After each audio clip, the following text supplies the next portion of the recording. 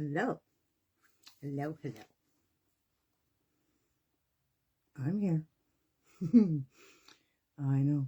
11 o'clock came pretty quick. But here we are. Here we are.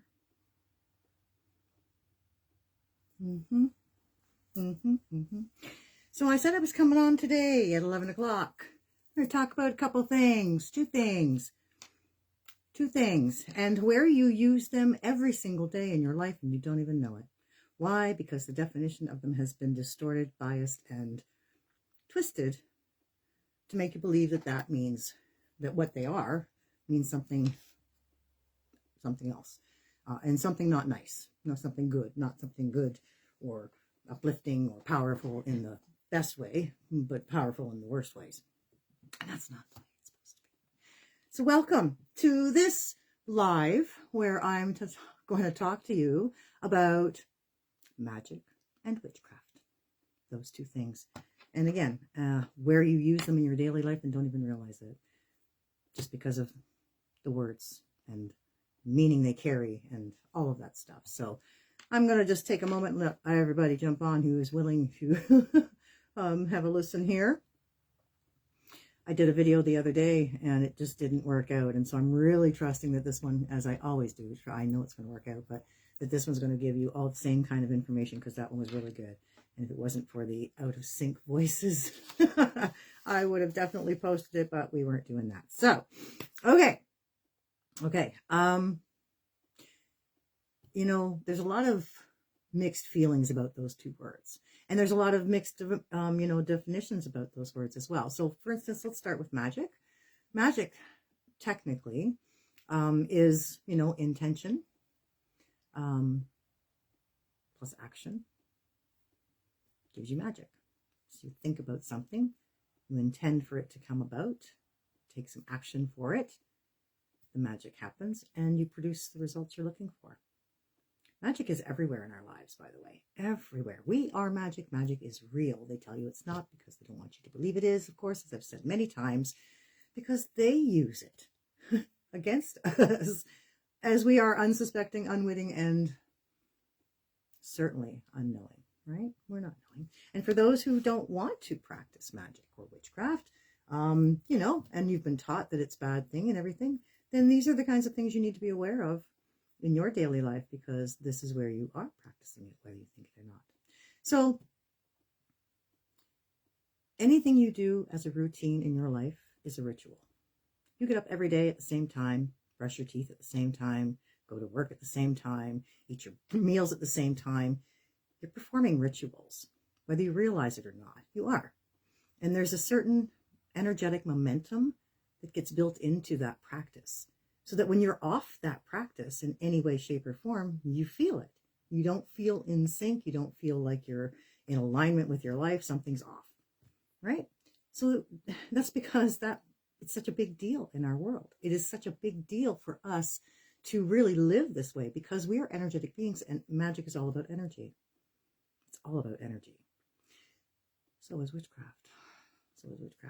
So I want to talk about a couple. I watched this video the other day, and boom, pen to paper, 7 pages of notes.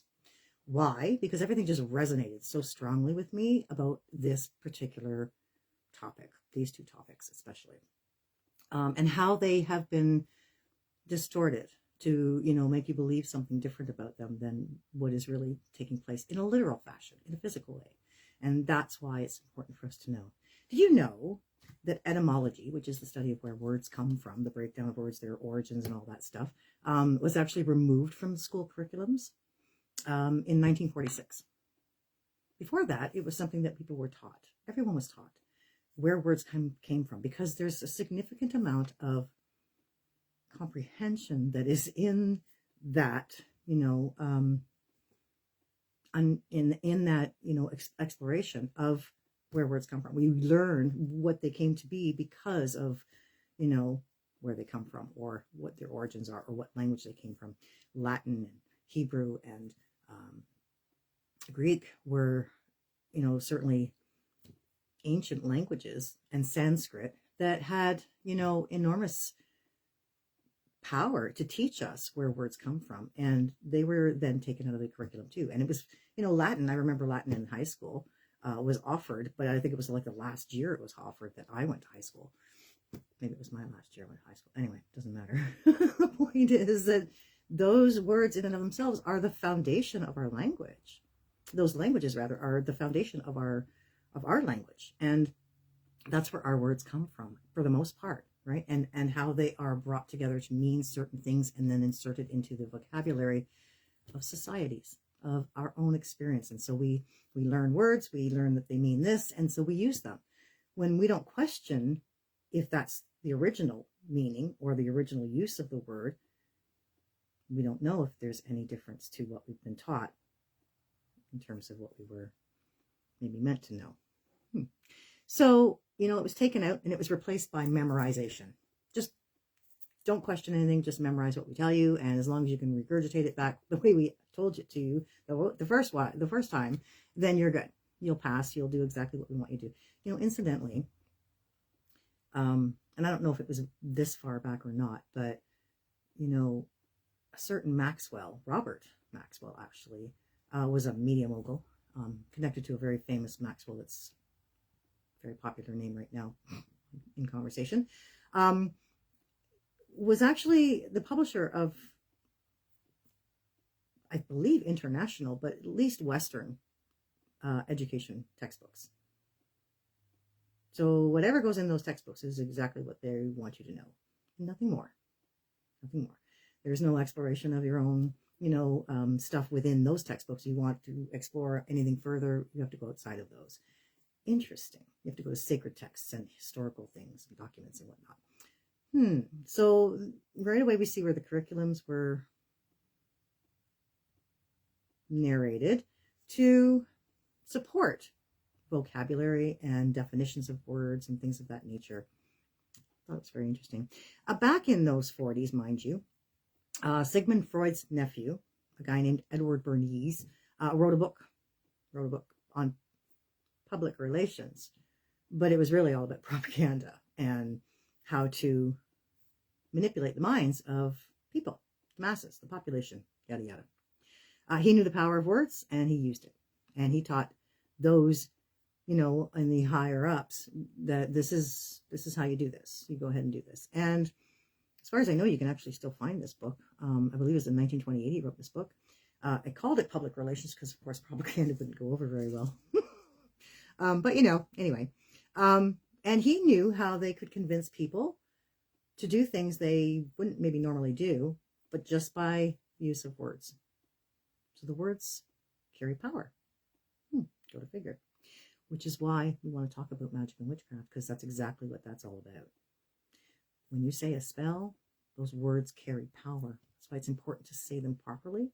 It's also important to spell things properly.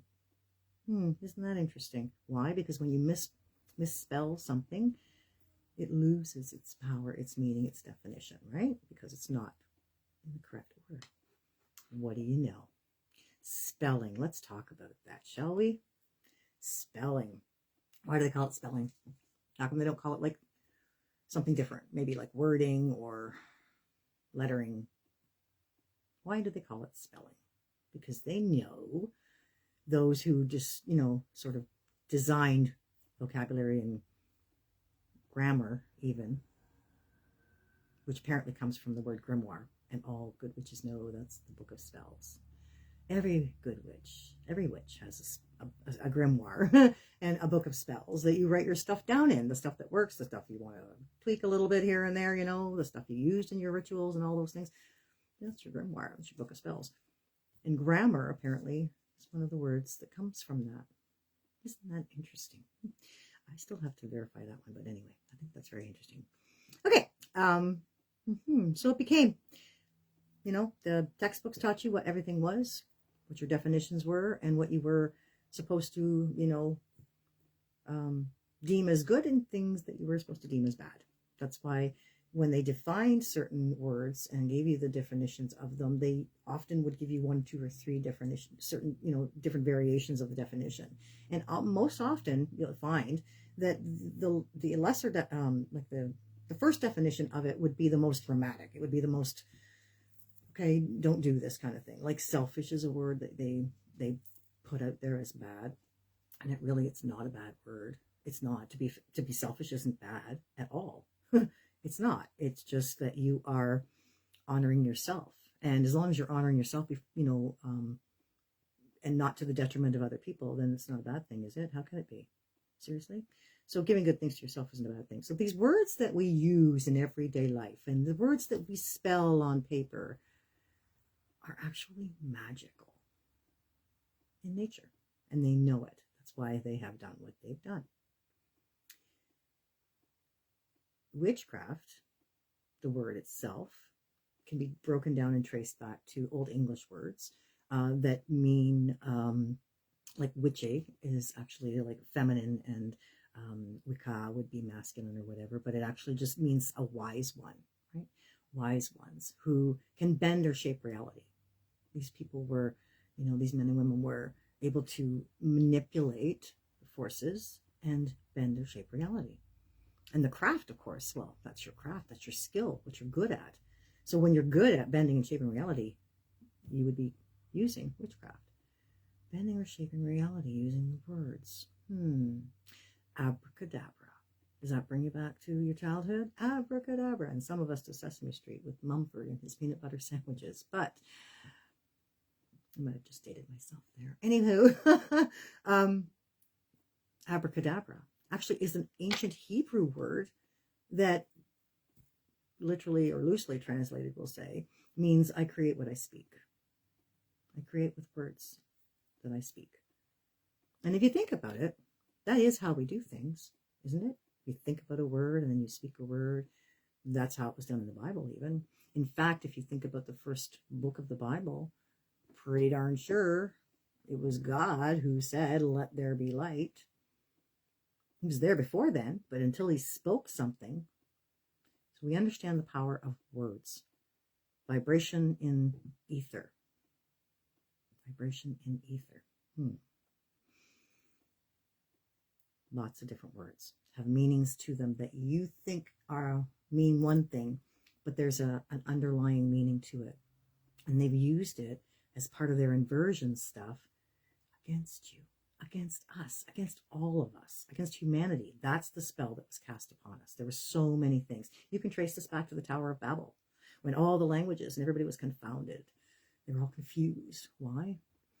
So that those words could be broken up and all those individuals, those power languages could be basically disassembled and decimated, which isn't very nice, but that's what happened. So, we have versions of the originals now and stuff. We can look to the historical documents to find the actual, in some cases, mostly. But anyway, nonetheless, these words matter, and rituals matter because there's energetic momentum that gets built there. You're not just doing something. You're not just doing something. When you do something with meaning, you're doing something, and you're actually making an imprint in the ethers. So it's extremely important for us to be conscious of what we're doing and to know what we're doing. And if you have an aversion to witchcraft or magic, then you might want to think about shaking up your routines a little bit, because otherwise you're doing magic and witchcraft every single day. You brush your teeth the same way every single day at the same time. Boom, that's a magic ritual. It's witchcraft. And it's not bad, is it? It's not bad. But they put a spin on it because they don't want you to realize that when you really put a conscious thought into it and you actually start to, think about it in a positive way, you're actually able to manifest and affect change. And it's not such a bad thing either. Like, let's look back on, different examples throughout history of magic and witchcraft and witches and that, that kind of thing. Starting back in 1938 with The Wizard of Oz. Oh, nobody liked the evil witch who had the house dropped on her, or the Wicked Witch of the West. Nobody liked that. But nobody seemed to mind Glenda, the Good Witch of the North. Everybody loved her. Interesting. How can we be so? Because we're taught, right, to like the good stuff and hate the bad stuff or hate the evil stuff. And yet, as long as they put an evil spin on something, you're bound to hate it. You're taught to hate it, so you go with it. You roll with it. I know people who have very strong reaction to the word witch. truthfully. I get it. Okay, that's what you've been taught. But if you understand what witchcraft really truly is, and you recognize that it's like everything, it's the intention it's carried out with, now you can decide and discern for yourself, there's good and bad in everything. There's good and evil everywhere. And it's what you're choosing to use your energy, your magic, your witchcraft for that matters. When you say prayers at the same time every day, you're working magic. You go to church at the same time every week and perform the same songs. You're building energy in the same fashion. Magic. Witchcraft. And you're doing it for the best reasons, right? Right? You're honoring and you're you're living your best sacred life. All the while doing something you've been taught is actually wrong, but you don't recognize it as that because you've been taught that what you're doing in that way is actually good. See where I'm going with this? Trust me, I struggled with this a lot when I was young because I grew up in a very Christian house. My mother was very devout. And even though she loved the Wizard of Oz, witches were bad, witches were evil. And even in the Bible it says, and I forget what it is, where Saul meets the witch on the road to Damascus, I think it is. And then he, at some point along the line, it says, thou shalt not suffer a witch to live. Well, why is that? Because she told you your future. She told you something, the truth. Galatians 4:16, I believe it is, I'm now your enemy because I tell you the truth. What the hell? See, I know some Bible stuff. Anyway, I'm not evil because I practice it. Since my teens, I have learned about, practiced magic and witchcraft. After I went through Christianity and a little bit of Catholicism, well, quite a bit of Catholicism, and a little bit of Judaism, when I found all those different things and all the little elements that it's in everything. It's in everywhere. It's everywhere, people. You just got to recognize it, where it is and what it is. And if it's serving the light or is it serving the dark? Because that's all that matters. It's not what people call themselves. I hear a lot of people talking about witches on these, these videos of, the evil ones and Marina Abramovich and people calling her a witch. Yes, she's a witch. She's a witch of the evilest kind, too. The most evil kind of witch there is. It takes a lot of light to combat her kind of evil because that darkness is seething. So it takes a lot of people like me out there doing my stuff on the good light, on the good side of the light, on the right side of the light, helping to combat that. And you can see that if she's exhibiting that kind of darkness around her, then you can bet that what is also there is proportionately light.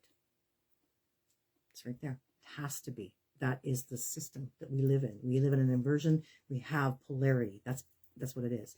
And there is, again, light and dark, and there are gray areas. And those gray areas are the ones you want to really watch for because you know what the darkness is up to.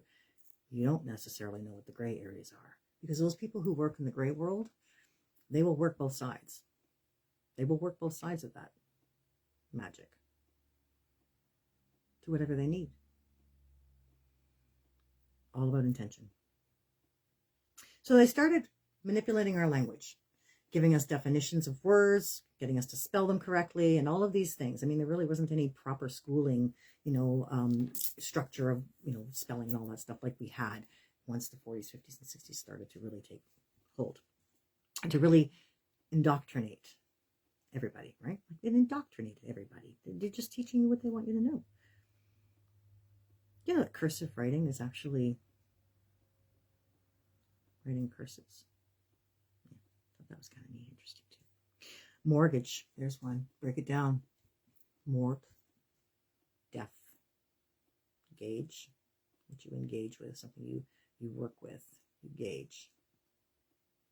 Death gauge. Death pledge. Something you dedicate yourself to. That's interesting. You see what they've done, right? It's insane what we've been through, like honestly. And if we don't know how to undo the spell or that the spell is where it is or what it is or, that you're using it even, we don't know. We can just keep on playing their game, living their stuff. Pharmaceuticals. Pharma. Did you know that pharmakeia actually comes from pharmakeia, which I believe is Greek? And And it means sorcery. Grab that. Sorcery and witchcraft. Interesting. So we're not taught the ancient languages unless you maybe live in remote areas or go to elite schools, we'll say. And I mean remote areas like in Europe and places like that, like where you're going to learn Hebrew unless you go to school for it, you don't learn it. Greek, again, if you're not Greek, you're probably not learning that. And Latin. Where are you going to learn Latin? But you know where Latin is? In everything. It's in your medicine, it's in your politics, it's in your law, it's everywhere. Everywhere. Science, everywhere. If you don't know Latin and you don't know how to break it down and figure out where it comes from and what that all means, you don't really understand. There's another word. Understand. Try not to use it now. I prefer to use comprehend or grasp. And I catch myself. See how embedded it is in our vocabulary, right? So that's not a word I want to use too much, especially depending on where I'm using it. Understanding means to stand under authority. Yeah, okay. I'm not interested in doing that a whole lot. Never been like that myself. Not that good at it. So, okay. This is it. You've been taught to use magic without knowing, without being taught that you're using magic. That's what I want to tell you. You've been taught to use magic without being taught that you're using magic. Grab that. So they did this experiment. Where was that? Princeton University. Did this project, this experiment. Global Consciousness Project, they called it. And what they did was they set up random generating machines, like random number generating machines all around the world. I guess it was, I don't know how many they had, like 18, I think they said. And they basically just watched as data was spewed out, right? Like that there was, completely randomness to the numbers that were coming out. They just kept track of all this stuff. And then they noticed, this is really interesting, they noticed that during events, worldwide events that carried a focus of the collective, we'll say, right? Where almost everybody in the world was focused, or so many millions and millions of people were focused in one direction on one event.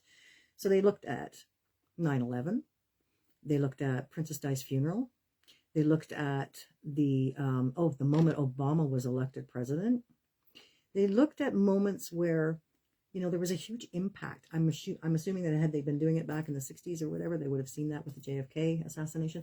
Where you have a focused attention, you have power of the collective. And what's happening there is that there is this incredible ability for that consciousness to actually, of everybody, to affect those numbers. So what happened was they noticed that those random number generating machines actually started to bring out patterns, show different sequences, things of that nature during these events. That's when they were syncing up. Fascinating. So you have all of these different random things happening, but the minute somebody's, consciousness is all tuned into the same place, everybody's consciousness is all focused in the same area, bam, now you've got some effect. So we see, they knew that way back then. They knew that. They've always known that. So that's what they use. That's why they do what they do. That's why they put out interesting, phrases for us to get used to, work it into the vernacular, the vocabulary that society speaks, things like stay safe. Stay safe. Right away, stay means don't move. Don't do anything. Right away, we know. Psychologically, stay means don't move. Don't do anything. And safe, well, that means that you got to move. Don't move. You can't move because you're in danger. You're in danger. If you move anywhere, you could be in danger, or you are most likely in danger. So we have this imprint in our head psychologically, in our subconscious, that governs the way we live our lives. How many people stay safe? How many people say it to others? See what they're doing? They're shortening things too. They're not giving us lengthened, expressions or too much detail. No, keep it short and simple, stupid. The other thing is that they really, really encourage these distortions of the words, right? Where we slang it up a little bit, or we do whatever, we abbreviate things and all of those things, because it diminishes the power. One thing I've taught people is that your name is extremely powerful for you. What you have as a name, from the very first name you have to the very last name you have, means something.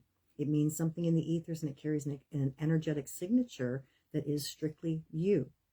And that's why when we're kids and we get into trouble, or our parents are calling us, they generally will call you by your full name, right? Especially if you're in big trouble, they'll call you by all your names, right? And sometimes if you're on a list of kids, they'll call you by everybody else's names first and then yours, but that way you get everybody in shit.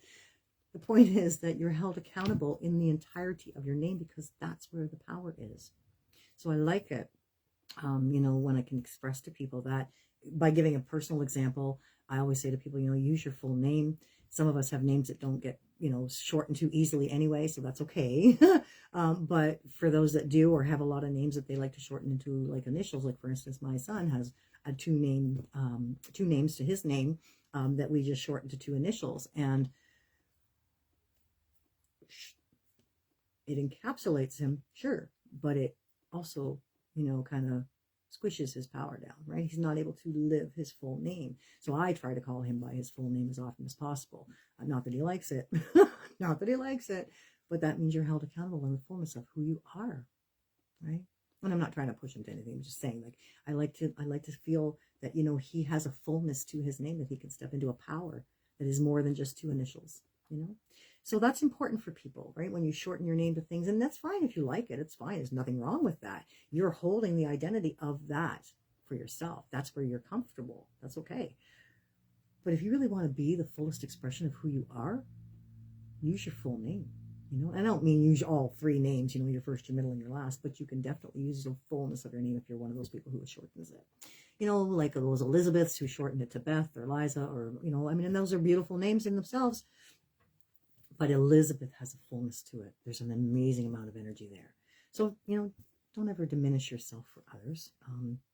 If you want to live into your full name, or step and live, your life as the fullness of who you are, then do so. Absolutely. So I think this is really interesting, because that experiment prompted me to think, how can we do that for ourselves, so that you can find this experience and prove it to yourself. So the guy in the video actually said that he decided to download himself one of those apps onto his phone, and, watch the numbers for the first little while, get, accustomed to the way they kind of flowed as, randomly that they were. And then he directed a consciousness thought, right? Basically a thought to the app itself that said, I want numbers from this category, or over this number, or whatever. And it produced exactly what his command was when he was directing that thought to them. So I think we should all maybe give that a little whirl. There's lots of random number generators on, that you can get that are free and whatnot. Check them out. They use them a lot for remote viewing, so I can't see them not being available to everybody, because a lot of people use them. So, give it commands like, I want numbers only over 50, or numbers only from 1 to 25. Those kinds of things, and watch what happens.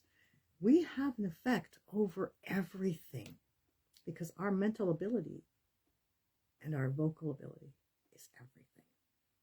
It's everything, people. Okay, so if you can affect the app, what can you do in your life? What can you do in your body? Your body's constantly listening to the thoughts you think and the feelings you have about what you're thinking. Everything comes down to what you're feeling about what you're thinking, because that becomes the vibration that goes out to the universe. And alongside of the words that you speak, wow, absolutely. So it's not literacy, people, it's spell casting. You're broadcasting frequencies that shape your reality, programming matter into form. So choose your words wisely. Remember that old sticks and stones may break your bones, but names will never hurt me? That was a nice one they taught us, right? Oh, don't worry about the names.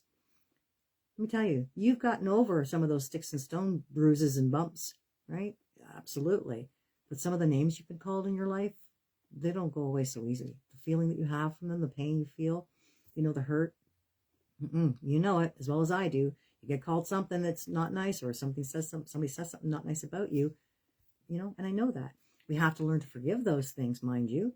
And that's extremely important, because that feeling you have will continue. Nobody else is having that feeling but you about that word or that event. Just you. So you've got to clear that energy out, because if it doesn't feel good, don't keep it there. It's got to go, right? Because those words can hurt, and they can hurt you for a long time. They can even do worse damage than that, we'll say. Sovereignty is your superpower, folks. Sovereignty is everything, you know, like we really have to keep that in mind. And the words you speak are so important to that sovereignty that you are. So you're taught to spell correctly. That's because casting spells has to be exact, right? Or the power isn't fully there. You laugh stuff off as coincidence, but you know what? There's no coincidence. Oh, this popped up on my phone. Yeah, it's listening to you, right? But just so is the universe. It's trying to show us everything we have in our world is exactly what we need to know. Here's an interesting thought, too. Remember that incorrect spelling interrupts the code, which is why, by the way, you see people on Facebook and other platforms misspelling things on purpose because it interrupts the algorithm. Just saying, that's an interesting correlation, wouldn't you say?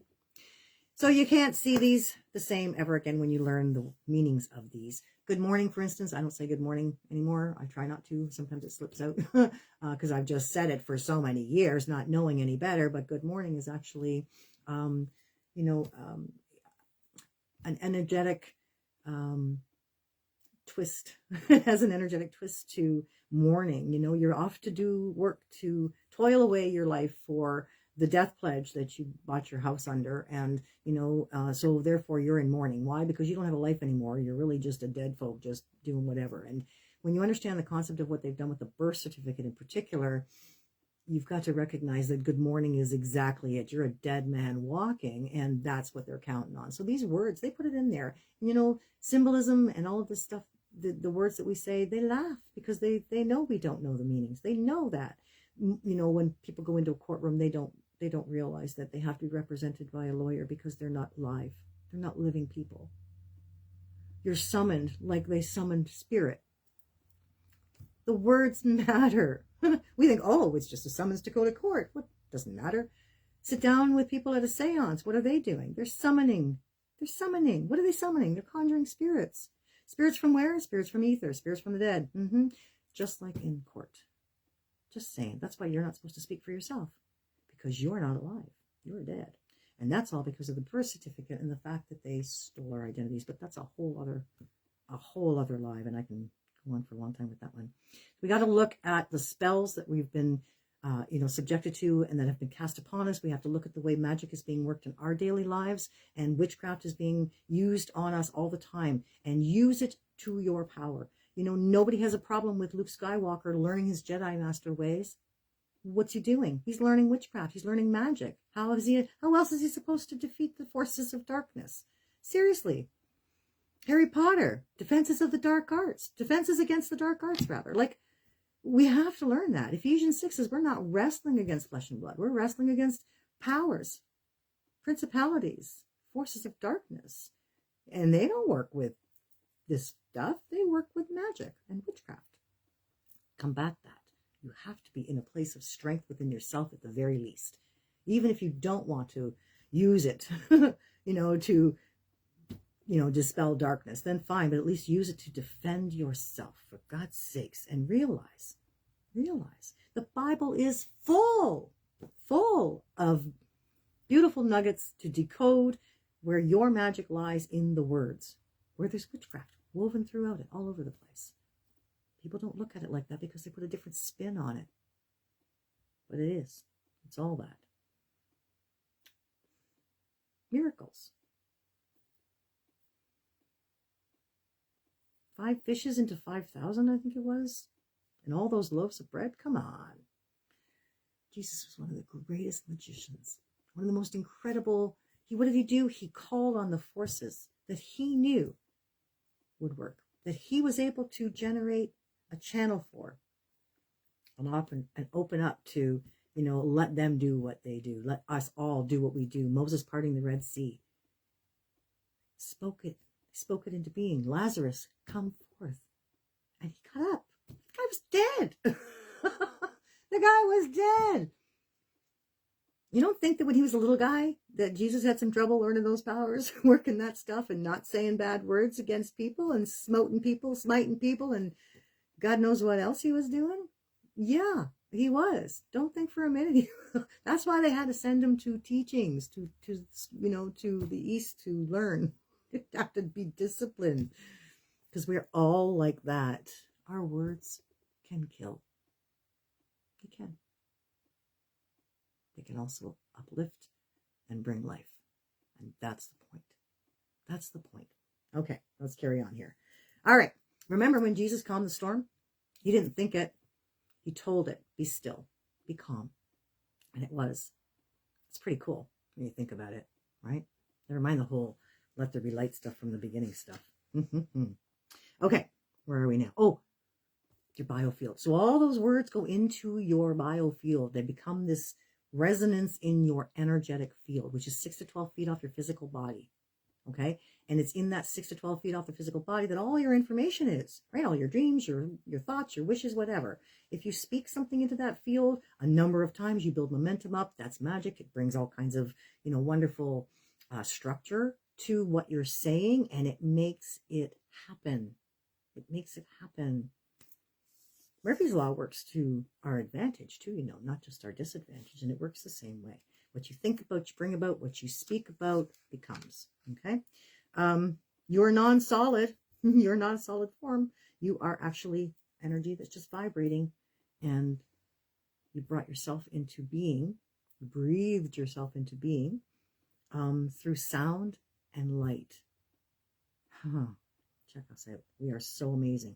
So what's really cool? You can go on YouTube and find these videos of the effects of sound on things like rice and iron shavings and sand and all of these really cool. And if they put the certain vibrations out, like the binaural beats or, the solfeggio vibrations, these specific energetic vibrations, they form shapes. Just like when Masaru Emoto, when he studied water. Now, this is really important. This is so important to what we're talking about. The words we say have meaning to them, and they can make you feel certain things. Emoto did this incredible experiment with water where, he would take water in petri dishes and separate them, like all, and speak to them. He'd have people speak to them. So one little petri dish he would yell at, and say all kinds of nasty, you're ugly and you're evil and you're nasty and we hate you and blah, blah, blah, blah, all these nasty things. And then freeze that water. Froze it. Just, totally bombarded it with nasty, horrible, negative energy, and then froze it. In the other petri dish, they would say all these wonderful, oh, you're beautiful, I love you, you're so sweet and kind and loving and compassionate and all of these wonderful things. And then he froze that. And when you look at them, you see that, what? Okay, so when the children read you're beautiful several times, this is the icicle. This is the little beautiful form that came from that. But you know what? Look at this. Where is it? Oh, this book is not the best shape. Hold on. Okay, here. Where is it? I'm doing very good finding it. The negative stuff. Here we go. Not doing very good finding it. Just a minute. Anyway, okay, wait, here. Look at this. You fool. You fool in Japanese, English. This one here. You make me sick, I will kill you in Japanese. Look at these. Look at these. This is what happened when he froze those waters. After yelling those things at them. In those different languages even. So it doesn't even matter what language it is. Now, how many of us recognize how much of our bodies are water? How much you say to yourself gets imprinted in that water. It holds resonance. It's a conductor, isn't it? So, just saying, electromagnetics carries the vibration. Heart math actually does, experiments and stuff like that. And they showed in their studies that the heart itself actually generates an electromagnetic field of like 6 to 12 feet or something. Oh, it says up to 15 feet, I wrote. And of course, if you're constantly thinking that, it's going to build up in that field. If somebody's yelling that stuff at you, if you're exposed to that kind of energy, imagine what you're feeling, what's being crystallized in you. And our cells are incredible, right? Like, we are not just electric, we're not just electromagnetic, but we're also chemical, right? So there's a chemistry that happens in our bodies. And as we're thinking things and as we're experiencing things, those 3 channels are all firing all at once. We're using all of them to be the beings that we're here to be. We're just amazing. And that's magic. All of that is magic.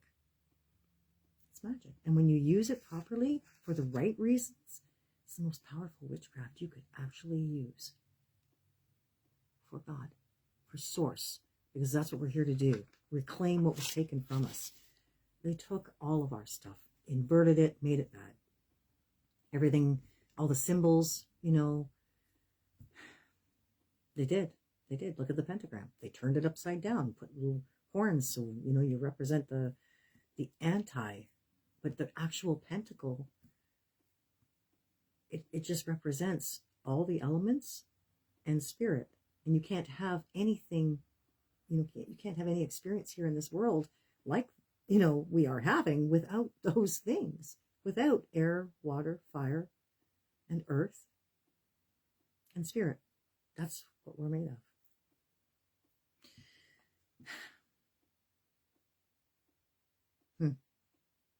Pay attention to the words. They are the magic. And you use them every day. You work witchcraft all the time. Are you wise in your craft, though? Or do you just say things that either don't carry weight, are meaningless, or disempowering to you? That's the key right there. Wake up from the spell. When we wake up from the spell and we use the words correctly with the proper intention, we wield that power for ourselves and we take it away from those who've used it against us. Identity theft is not new. There's been so much that's been taken from us and stolen from us. It's not just our identities, it's our words, it's our language, it's our everything. And we're here to reclaim it because it's all of us, you know, here to reclaim our sovereignty. And that's how we're doing it. Reclaiming that which was stolen and that which was taken from us and used against us in ways that were, again, disempowering. Not about that. Think about the words, you know, start looking up the etymology of certain words. Human, for instance, is another one. Hu is of the light spectrum and man means God. And so we are light gods here, being, right? Light beings here. And we are sine wave energy that literally moves through as sound to become form, right? Moves through it to become matter, through form to become matter, to form matter rather. When you break the spell, when you know the words you're using, when you use them properly, I say grand rising instead of good morning, because again, I don't want to say good morning anymore because I'm not interested in mourning. I've already done my grief stuff. Thank you. Government, there's another one, mind control. Break it down. They say, oh, that's not true. Yes, it is. Why is that? Meant is about the mind and governing is a literal meaning. Like, how do you not get that? And what are they trying to do to us all? They're all about mind control. Comprehend or grasp instead of understand. Pharmacy, well, can't get away from that. What does a pharmacist do? He concocts potions for you. He blends witchcraft together. Different things, different chemicals. Oh yeah, you can call him a chemist or an alchemist. Sure you can. But what are the ancient alchemists? They were sorcerers. Just saying. Think about that when you're popping your pills. Thank the witchcraft behind it, because if you didn't believe in it, fixing you or doing what you needed to do, the magic wouldn't work. Just saying. You got to believe in it for it to work. And that's the thing. If they teach you that it doesn't have any power, then you don't believe in it. But when they believe in it against you, it has all kinds of power. And you, unwittingly, don't know it. Unbeknownst to you, as they say. Just go along with it. Yeah. Use it for your advantage. To save this planet. That's what we're here for. Lots of times you're tempted to, say nasty things about people or whatever. But remember, yeah, that energy goes out there. It does come back on you, but not just that. You are cursing in that, right? Just in that thought and that speaking that way. But like I said, that energy comes back on you. Like attracts like. So what you speak, you bring about, right? You speak about, you bring about, as they say. All right, anything left to speak about that I want to talk to you about? But just know, It's not bad. Magic is not bad. Witchcraft is not bad. And those who practice it are not bad. And I'm not talking about pulling rabbits out of hats or, you know, the illusion. I'm talking about the kind of shit you see on AGT. You know, these magic acts, have you ever caught those? Check those out. I'm telling you right now, that right there is pure magic. That is completely intention plus action creating magical experience. There's absolutely no way to define or to explain how those people do what they do. And you can call that witchcraft, but if they're not doing it to hurt anybody, is it a bad thing? No. Is it a good thing if they can do it to help people open their minds and realize the power of our own minds and what we can do, what we're capable of? They're not the only ones that can do that. They're just the ones who did. They're just the ones who learned, practiced, disciplined. Illusionists. You know, David Copperfield moving through the wall of China. I'm not a fan really, but true still. David Blaine, Chris Angel, all of these people have learned to master the elements, the energies, and your mind. Your mind. Because if you are open to see the impossible, you will see the impossible. It's all about that. So the energy that we carry with the words we speak and think and feel is everything. It's not just about magic and witchcraft. That is the magic and witchcraft. It's all magic and witchcraft. So anyway, thanks so much for joining me. I have no idea if anybody was here. I didn't even look at my laptop. I'm just too busy yakking away because I had so many things I wanted to talk about with everybody about this. Make sure I got it in there. Remember, prayer is speaking intention. Faith is belief shaping reality. Then where exactly is the line that people are drawing for themselves in not wanting to practice magic or witchcraft? Because that's what you're doing in that time too. All right. It's always a joy. Always a pleasure. Sharing time and light. Is there anything else I left out? I feel like there's something I'm missing. No. Use your power, folks. And the minute we start doing that, we're not only ungovernable, we're untouchable. And then we have more power to create the world that we really want. The world that is not that. That is not darkness. That is not anti-anything. That is not the polar experience. It is the one we really want to be in. Full of love and light, peace, joy, happiness. And a place where people can be and live peacefully without conflict at all with anyone or anywhere. And that's what our goal is, right? Truthfully. So for people like me who've been doing this stuff for just about 40 years now, you know, naturally, it's just mine. I just do it. It's what I do. It's who I am. I work magic for the good of all. Yeah, because that's what we're supposed to do. So, that being said, magic is real. Work it for you. Work it for all of us. Help us all out.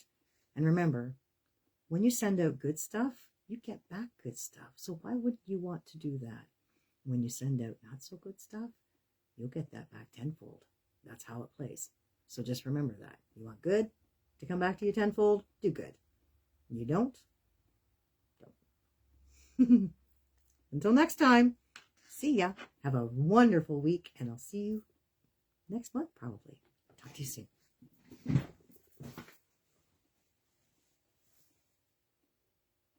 Have a magical day.